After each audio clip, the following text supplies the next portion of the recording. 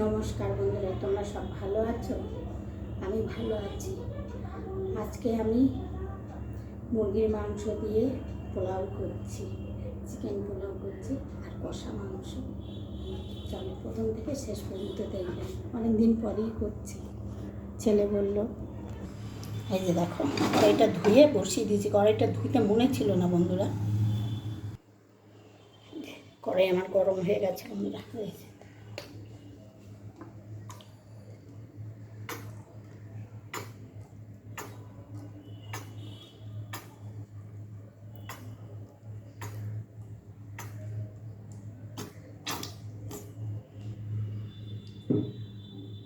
তেলটা গরম হোক, এবার আমি গরম মশলাগুলো দারচিনি, লবঙ্গ, এলাচ আমি একটাই দিলাম।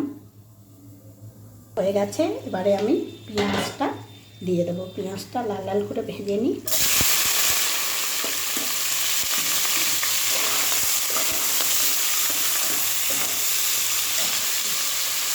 এই যে আমি মাংসটা দই, জিরে, ধনে, তারপরে তোমার আদা রসুনের পেস্ট দিয়ে এটাকে মেখে আমি ফ্রিজে রেখে এসেছিলাম। এখন আমি বের করে নিয়ে এসেছি।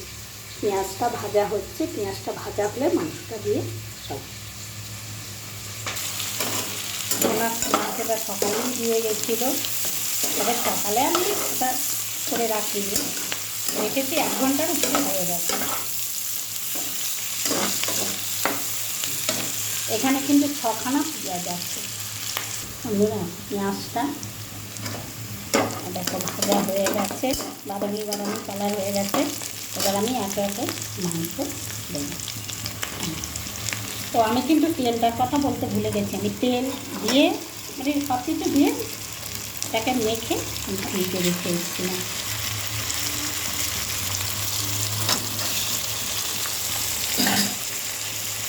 জল ছেড়ে দিয়েছে মাংসতে, দই দেওয়া রয়েছে তো ওই জন্য জল ছেড়ে দিয়েছে।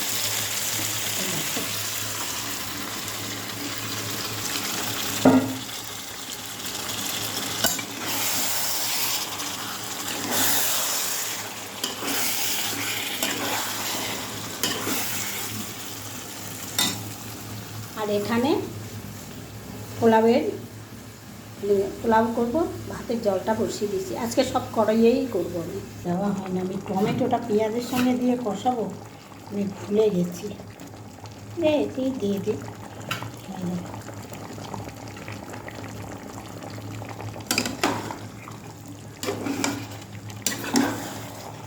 এই কড়াইগুলো খুব চাপা তো, যে কারণে মাংস কষাতে খুব কষ্ট হয়। এরকম বেশি মাংস হলে।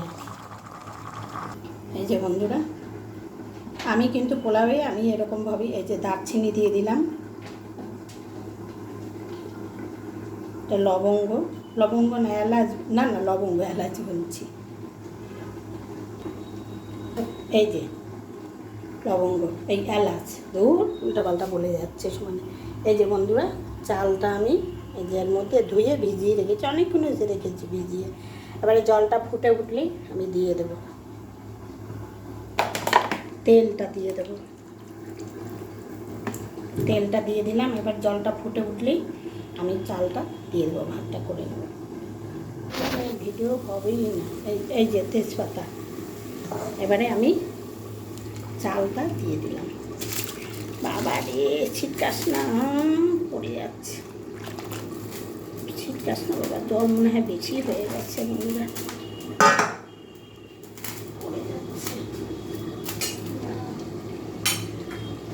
চাল এক কোটো চাল, জলটা বেশি হয়েছে, একটু জলটা তুলে ফেলতে হবে। খড়ের মধ্যে তো আমি বুঝতে পারছি না। দাঁড়াও বন্ধুরা,